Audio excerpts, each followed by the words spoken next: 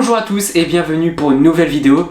J'espère que vous allez bien, hein. C'est vrai que là les conditions pour la France sont pas ouf et un peu pareil d'ailleurs dans le monde. Alors j'adore, hein, toute l'année on est là en train de gueuler parce qu'on voudrait plus rester chez nous. Et une fois qu'on est tous chez nous, on veut tous sortir.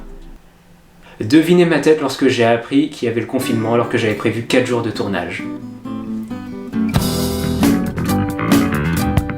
Alors du coup je pense qu'on va se mettre dans des conditions un petit peu plus confinement. Excusez-moi, moi je joue le jeu à fond, donc je suis chez moi, alors voilà quoi. On est parti. Alors juste avant de parler donc de mon top 10 de l'année, de la décennie plutôt, c'est vrai qu'on a eu vraiment pas mal de bons films dans la décennie, même si on est très loin quand même des années 80, 70, 90 et même les années 2000 qui ont été, je sais pas moi, inspirés du Seigneur des Anneaux, de la trilogie de Dark Knight, les Spider-Man, les Star Wars, enfin bref, tout ce bordel. J'avais fait un sondage sur Instagram, parce que oui d'ailleurs vous pouvez me rejoindre sur Instagram, hein, je fais des sondages pour la chaîne ou de bidule de ce genre de trucs, et aussi je parle un peu de ma vie, mais après si vous emballez les couilles, bah n'y allez pas. Donc j'avais fait un sondage sur Instagram pour savoir si vous voulez ou pas que je parle de la cérémonie des Oscars, et éventuellement de Polanski et de ce que j'en pense. Vous avez été assez nombreux on va dire pour que j'en parle, alors du coup je vais en parler, de toute façon il était prévu que j'en parle.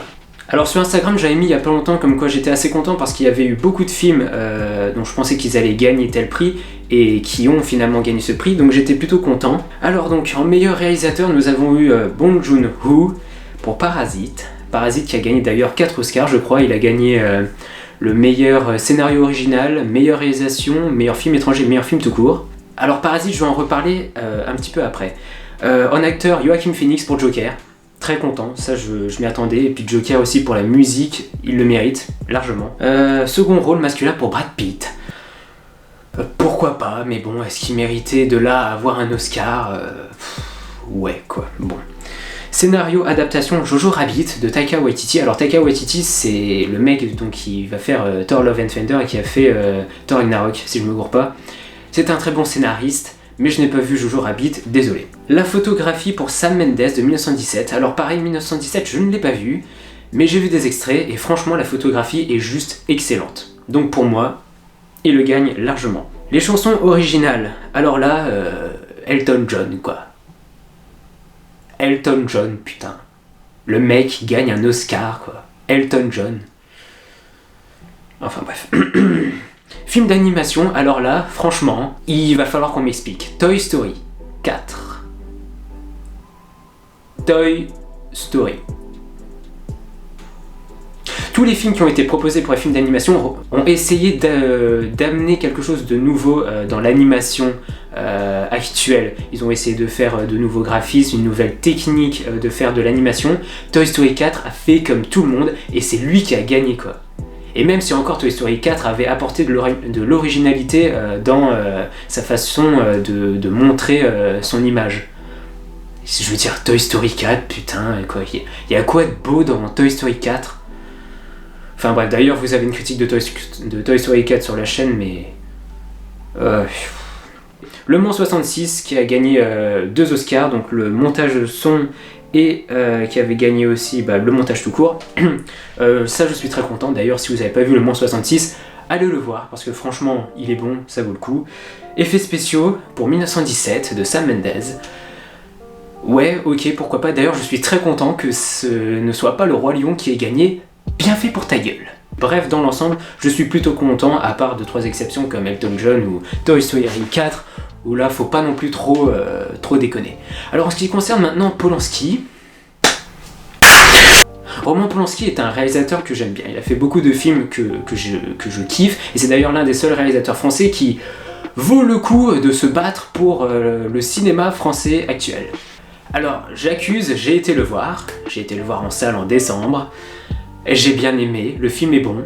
Alors oui, au début je n'y croyais pas pour Roman Polanski et j'ai appris qu'en fait il l'avait dit par lui-même. Alors du coup, est-ce qu'il méritait oui ou pas le César du meilleur réalisateur si je ne me trompe pas?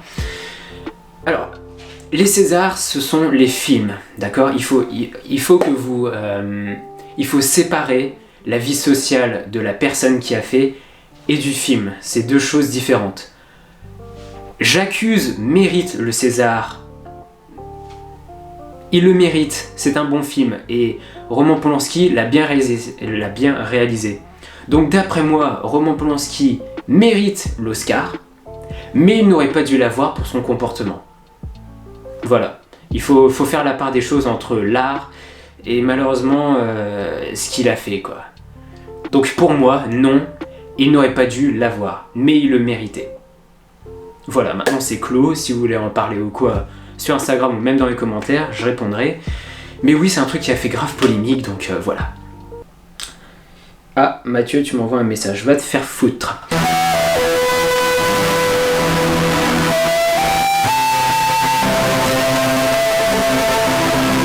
Bon alors, maintenant on va donc parler donc des top 10 de la décennie. Alors juste avant, je vais citer quelques films que j'ai plutôt bien aimés cette année, hein. Je vais pas... Enfin cette année, dans la décennie, hein, des films que j'ai bien kiffé, mais qui ne font pas partie du top.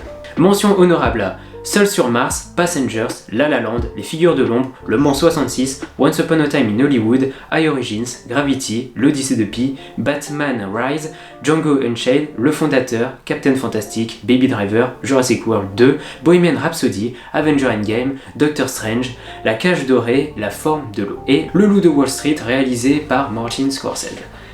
Et qui est un film rempli de drogue. Au sens pur, hein. Il y a de la drogue partout, il y a des putes partout, il y a l'argent partout, c'est... Mais ce film est bon, allez le voir. Alors bien sûr, dans le top, c'est mon avis personnel, hein, je tiens à le dire, j'ai bien dit personnel, donc venez pas chier sur ce que je vais dire, d'accord. Donnez-moi plutôt dans les commentaires votre avis. Déjà, j'essaye de vous donner envie d'aller voir ces films. Pendant le confinement, pourquoi pas, hein, allez-y, hein, les films que je vais vous citer là, je vais essayer de faire en sorte que vous serez content d'aller les voir, quoi. Allez les voir, parce que franchement, ce sont de très bons films. Et en ce qui concerne les dessins animés, les séries, je ferai un petit classement après les films. Donc c'est parti pour le numéro 10.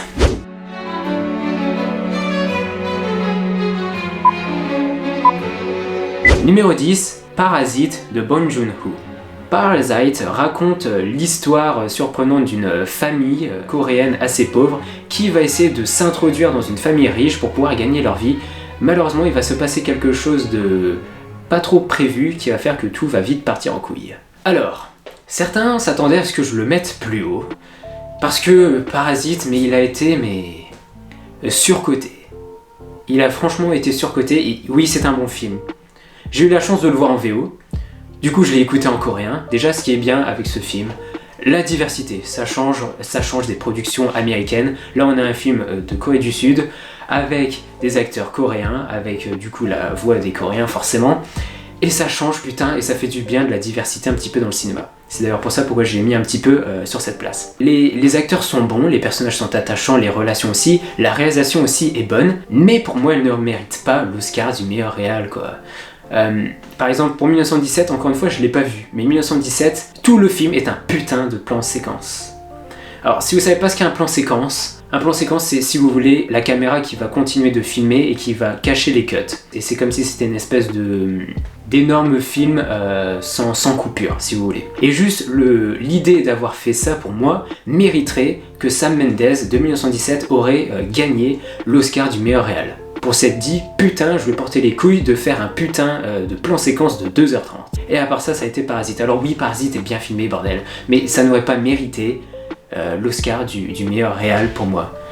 Même chose pour le scénario. Alors il n'y a rien d'extraordinaire dans le scénario de Parasite, putain. Vous savez à quoi ça m'a fait penser sérieusement, les Parasites? Aux Tuches. Ouais, je déconne pas. Les Tuches. Une famille pauvre qui va devenir riche grâce à une autre famille ou grâce à un autre moyen technique. Et vite fait, ça va vite partir en couille, qui vont vite perdre leur statut de riche.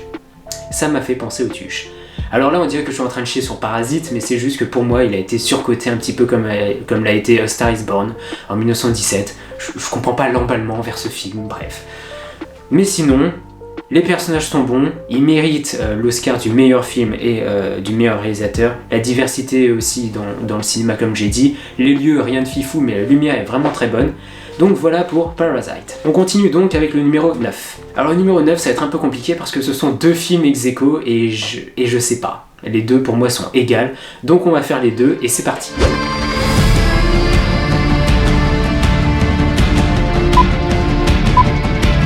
Numéro 9, Rush, réalisé par Ron Howard, et Transcendence, réalisé par Wally Pfister.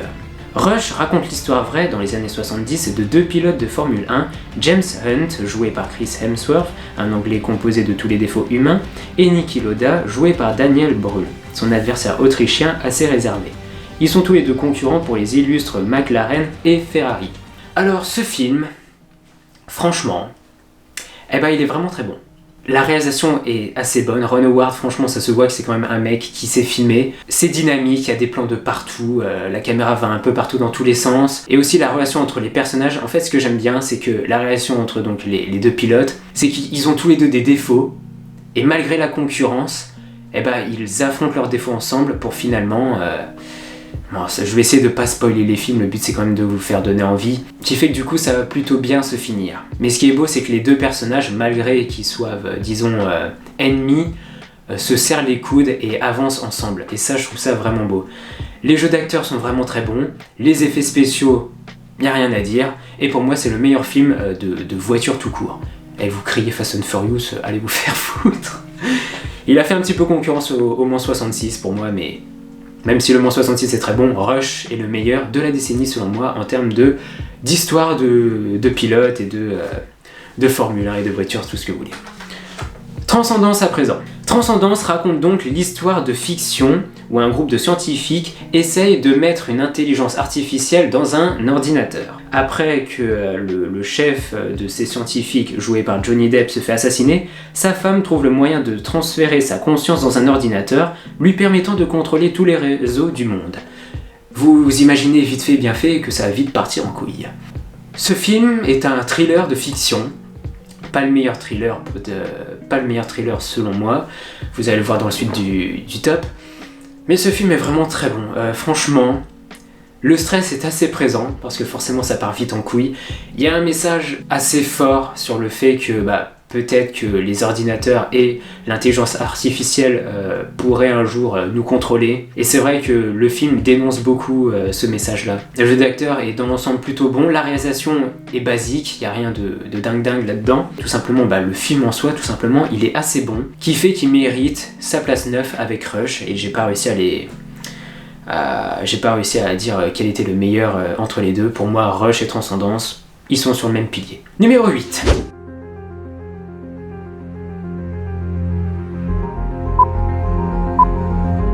The Imitation Game, réalisé par Martin Tilden. Histoire d'Alan Turing, un scientifique joué par Benedict Cumberbatch, choisi par les Britanniques pour trouver le moyen de décoder Enigme, le code secret utilisé par les Allemands lors de la Deuxième Guerre mondiale. Ainsi, un moyen de gagner la guerre. Or ce film, franchement, il est rempli d'émotions, c'est vraiment très beau. Pour moi, Benedict Cumberbatch, ça doit être son meilleur rôle. Le mec a eu un Oscar pour ça, et franchement, il le mérite. C'est une histoire vraie, il y a beaucoup d'histoires vraies dans mon top. Encore une fois, ça fait un petit moment que je l'ai pas revu celui-là, mais franchement, Alan Turing, mais ce mec, quoi, ce qu'il s'est mangé dans sa vie, le mec, il a fait beaucoup pour nous, hein. Il a quand même réussi à faire beaucoup de choses, hein. Et le mec s'en est pris mais plein la gueule juste parce qu'il était homo, quoi. Et dans les années 39, c'est vrai que l'homosexualité, et malheureusement encore aujourd'hui, c'est encore un sujet de débat, quoi, et c'est un truc de dingue, quoi. Laissez les gens aimer qui veulent, putain. Enfin, pour moi, le mec mérite, franchement, qu'on raconte son histoire, quoi, parce que ça pouvait pas juste rester dans l'ombre comme ça, juste parce que le mec il était homo, quoi. Bref, franchement, c'est un très beau film, je vous le conseille. Numéro 7.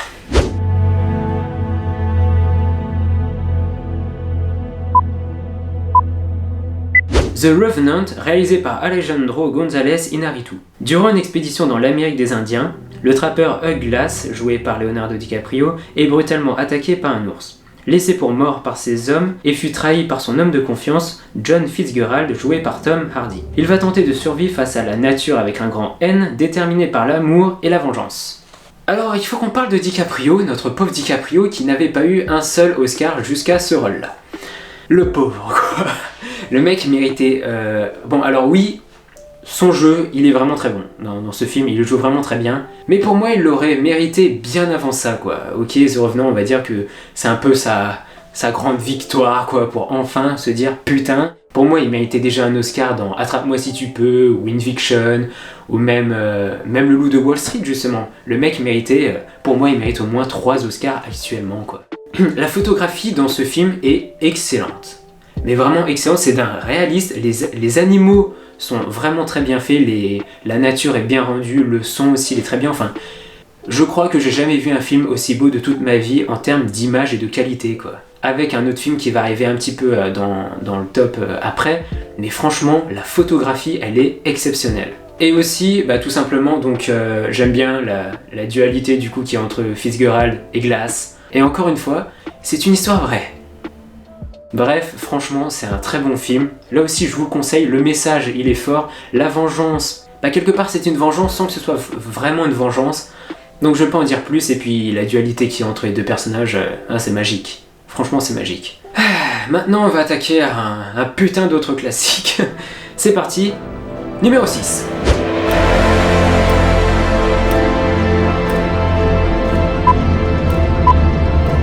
Interstellar, réalisé par Christopher Nolan. Le film raconte l'histoire de Joseph Cooper, joué par Matthew McConaughey, un ancien astronaute de la NASA qui a pour mission, lui et son équipe, de trouver une planète habitable pour la sauvegarde de l'espèce humaine, sachant que la Terre est foutue. Alors qu'elle contient son être le plus cher, Murphy Cooper, sa fille, jouée par Jessica Chastain. Alors il faut savoir que, déjà, au moment où je tourne cette vidéo, je l'ai vu hier, le film.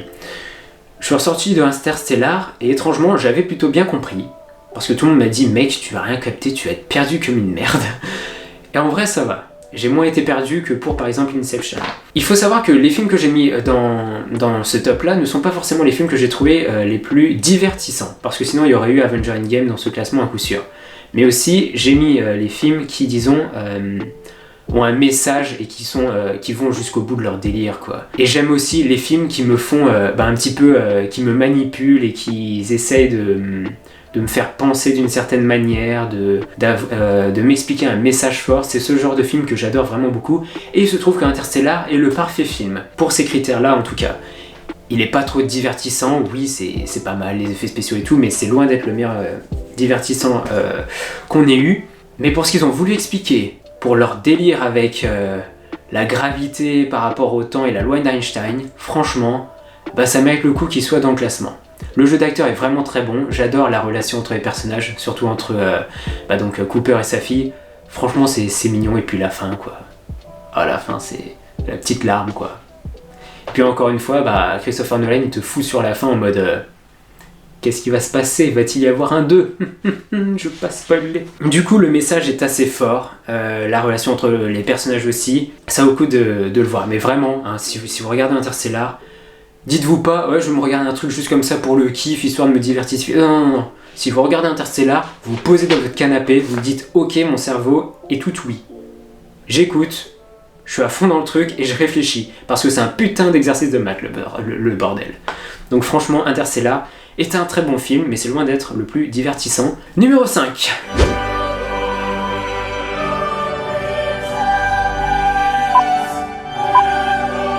The Conjuring 2, réalisé par James Wan.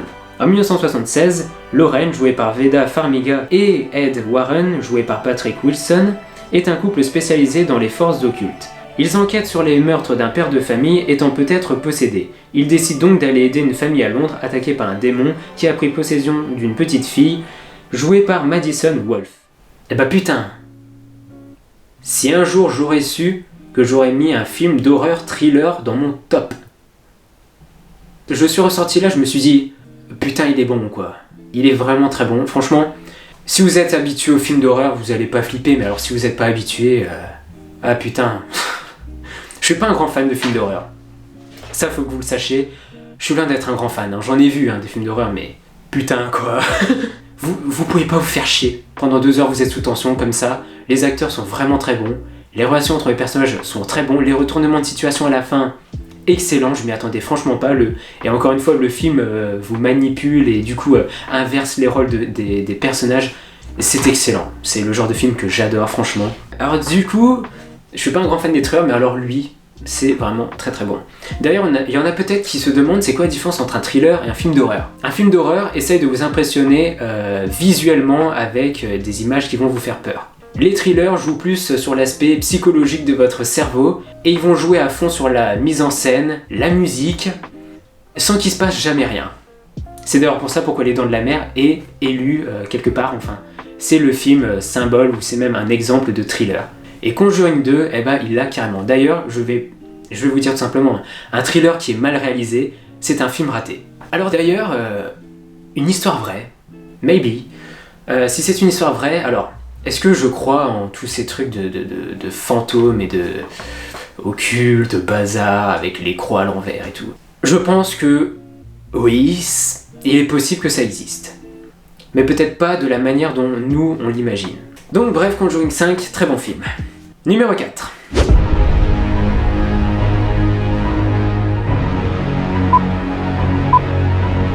Le Hobbit, numéro 3, La bataille des 5 armées, réalisé par Peter Jackson. Je veux pas faire d'intro, parce que si je fais d'intro, je vous spoil carrément la trilogie du Hobbit. Comme je l'ai dit dans ma critique de Tolkien, qui est d'ailleurs juste là aussi, Mathieu a bien fait le montage, j'adore le Tolkien World. J'adore la Terre du Milieu, j'adore les Hobbits, j'adore les orques, les elfes, tu me fous tout ce que tu veux avec la Terre du Milieu.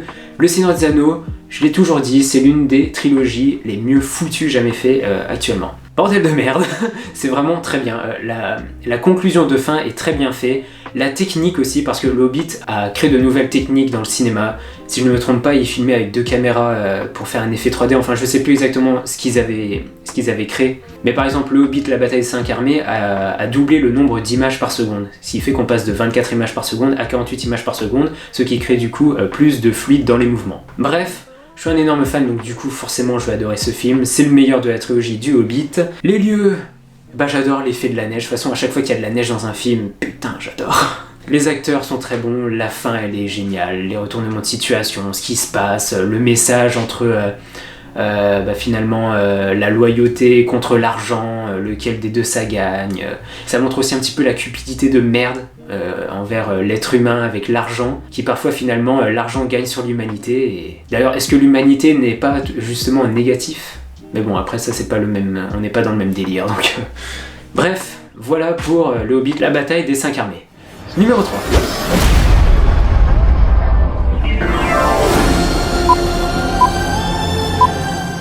Joker, réalisé par Todd Phillips. L'histoire d'Arthur Fleck, joué par Joaquin Phoenix, un comédien de stand-up raté et agressé qui va basculer peu à peu dans la folie pour devenir le Joker, ennemi juré de Batman. Certains vont dire que j'abuse un petit peu sur le fait qu'il soit aussi haut, mais franchement, le jeu d'acteur de Joaquin Phoenix est l'un des meilleurs jeux d'acteur que j'ai vu depuis longtemps.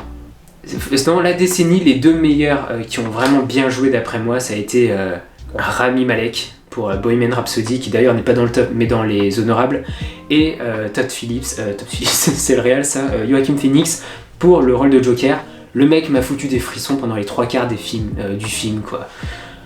Il est vraiment très bon, il a une expression sur le visage quoi, ce mec, ça se voit que le mec il en a chié dans sa vie et du coup il le reflète à la caméra. Et limite tu peux sentir à travers l'image, à travers l'écran, que le mec il en a bavé tout autant que le Joker quoi. Et du coup son jeu il est bon parce que son jeu quelque part ça reflète sa vie. Et franchement mais putain, ça se sent quoi. Ça se sent que le mec ça pèse lourd quoi sur lui quoi. Donc franchement son Oscar, il le mérite, pas ni problème. La musique aussi, comme je l'ai dit un petit peu pour les Oscars, elle est vraiment très bonne. Combien de fois j'ai dû regarder la bande-annonce du Joker, putain, pour la musique, ce violon en solitude comme ça là, putain quoi. La lumière aussi qui est bien gérée, la réalisation n'est pas forcément ouf, elle est correcte, mais les jeux de lumière font en sorte que la réalisation soit un petit peu mieux. Ce qui fait que d'ailleurs j'avais même un petit peu, j'avais préféré la réalisation à la lumière, alors qu'en fait c'est la lumière qui est mieux que la réalisation. Et en parlant de la réalisation, Todd Phillips. Il m'énerve. J'ai lu beaucoup de trucs sur lui. Il a failli dégager Joaquin Phoenix juste parce qu'il savait pas faire le rire du Joker quoi. Il était pris, il a essayé de faire le rire du Joker, il lui a sorti, on va en prendre un autre. C'est vraiment ça l'industrie du cinéma, putain. Et en plus le mec il arrête pas de dire ouais mon film c'est le meilleur, alors vos gueules tous ceux qui disent que Joker est nul quoi. sa mentalité, elle est pas bonne, quoi. Encore une fois, c'est un peu comme Roman Polanski, il faut séparer l'art du caractère de la personne, mais le caractère de la personne influence aussi sur l'art. Voilà, mais sinon Joker est un bon film, des émotions H24, je me souviendrai toujours, hein, la dernière fois que j'ai regardé Joker, le film était fini, je me suis dit, Thanos à côté de Joker, c'est de la pisse de chat, quoi. Numéro 2.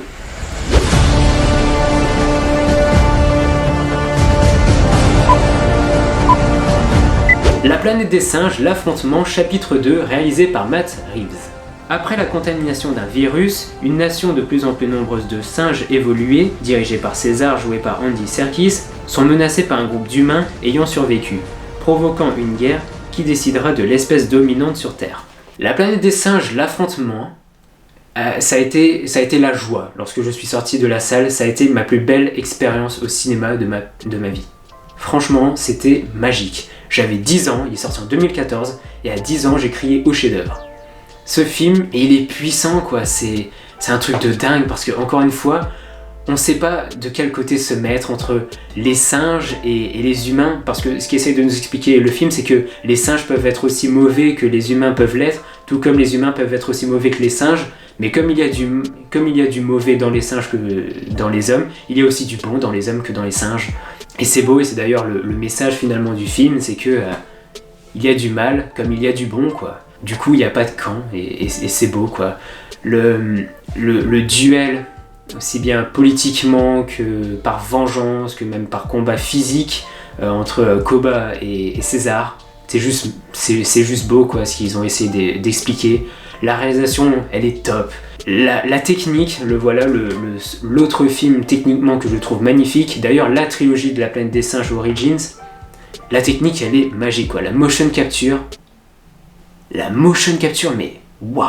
Et Andy Serkis, c'est le roi de la motion capture. C'est lui qui a fait César, c'est lui qui a fait Gollum, c'est lui qui a fait King Kong, c'est lui qui a fait Snow, c'est lui qui a fait Capitaine Haddock dans Tintin. Enfin, le mec, c'est the best. Et d'ailleurs, il faut qu'on m'explique pourquoi ce mec n'a toujours pas eu un Oscar.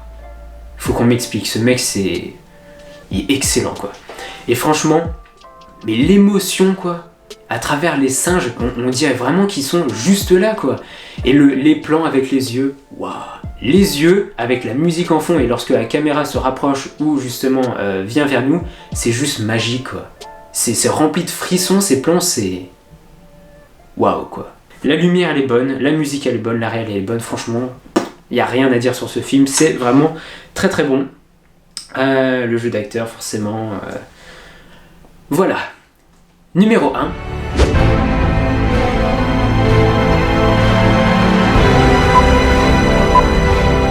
Inception, réalisé par Christopher Nolan. L'histoire de Don Cum, joué par DiCaprio, un voleur expérimenté dans l'art périlleux de l'extraction. Il est recherché pour ses talents de voleur de secrets d'un individu enfoui au plus profond de son subconscient pendant un rêve. Il est appelé dans une ultime mission qui pourrait lui permettre de retrouver sa vie d'avant. Alors ce film-là, comme Interstellar, c'est loin d'être le film le plus divertissant que j'ai vu. Waouh, je suis sorti de Inception, mon cerveau était en bouillie, quoi. Je me suis dit, mais le scénariste, il a pris quoi, là? Il a pris un rec de coke, mais... 5 kilos d'affilée, le mec, hein. Un rêve dans un rêve dans un rêve. Alors déjà, Inception est plus facile à comprendre que Interstellar. Ça, je le dis tout de suite, c'est pas pareil, c'est pas le même délire. La réalisation, pour moi, la réalisation de Christopher Nolan, c'est la meilleure actuellement qu'il ait faite. La réalisation est mieux que Interstellar, est mieux que Dark Knight, est mieux que Dunkerque. Les acteurs aussi qui sont bons, comme j'ai dit, DiCaprio, il le méritait son Oscar. Marion Cotillard, pourquoi pas. Et les effets visuels, eh ben, franchement c'est pas mal. L'eau ralentie, les immeubles, et même d'ailleurs Paris qui se met sur Paris, enfin les visuels, franchement c'est vraiment vraiment très bien géré. Ça se sent que là c'est une âme d'artiste, quoi, qui a fait ça, quoi. Bref, la technique est vraiment très très bonne. Et puis la BO de Hans Zimmer, bah alors là, Hans Zimmer, ce mec, c'est un génie, hein. C'est un génie comme Michael Giacchino ou même John Williams, pourquoi pas, hein. Le mec, il a fait vraiment énormément de trucs. Bref, franchement les gars, voici mon top 10 des films, juste pour le petit kiff. Mon top 3 de mes films, de mes films d'animation de la décennie. Alors en mention honorable. Réponse, Spider-Man New Generation, Moi Moche et Méchant 2 et L'Âge de Glace 4. Numéro 3, La Reine des Neiges. Oui, oui, La Reine des Neiges est un vrai putain de bon film. Numéro 2, Dragon. J'adore Dragon. Ah, quand j'étais gamin, Dragon c'était... Waouh quoi. Je suis sorti de la salle encore une fois, j'ai kiffé Dragon. Je me suis fait le 2, il est vraiment très bon. Le 3, un peu moins, mais il est aussi très bien. Dragon, c'est une très bonne trilogie comme Kung Fu Panda. Et même, comme la trilogie qui arrive juste après, Toy Story 3. Toy Story 3 est pour moi le chef-d'œuvre, le number one du film d'animation. C'est touchant, c'est riche. La technique, elle est très bonne. Et puis la fin. Ah mais la fin avec Andy et Woody... Ah la larme, ouais, c'est chaud les gars, c'est chaud. Et si vous voulez mon top 3 des séries, allez, soyons fous, on va jusqu'au bout. Numéro 3, Sherlock. Parce que Benedict Cumberbatch, parce que Sherlock, parce que l'univers, parce que c'est juste excellent, mon dieu, Moriarty, il est excellent ce personnage. Numéro 2, La Casa de Papel. J'adore La Casa de Papel. C'est sous tension, il y a des retournements de situation H24, le montage est bon, la réal elle est basique, mais c'est vraiment très bon. Les acteurs, mon dieu, les acteurs et les personnages tout simplement, c'est vraiment très bien. Numéro 1, Stranger Things. J'ai hésité entre La Casa de Papel et Stranger Things, mais Stranger Things gagne parce que c'est vraiment très original. C'est original, il y a de bonnes idées, la réalisation et même l'univers qu'ils ont créé. C'est pas forcément original en soi, l'univers qu'ils ont créé, le Upside Down, bien sûr, l'Upside Down. Mais franchement, les comédiens sont bons, enfin, tout est excellent là-dedans. Bref, j'espère que cette vidéo vous a plu, n'hésitez pas à vous abonner, à partager la vidéo. J'espère que la qualité est pas trop mal, le micro aussi, parce que c'est pas celui-là. D'ailleurs, Mathieu, tu me dois 6,40 € pour ma caméra qui potentiellement risque de tomber là, puisque elle tient avec 4 bouts de scotch. Merci Mathieu. Sur ce, donc, j'espère que vous avez aimé cette vidéo. N'hésitez pas à vous abonner comme je l'ai dit, à me rejoindre sur Instagram si ça vous tente, à celui de la chaîne aussi. Et on se retrouve pour une prochaine vidéo très bientôt. Sur ce les gars, ciao!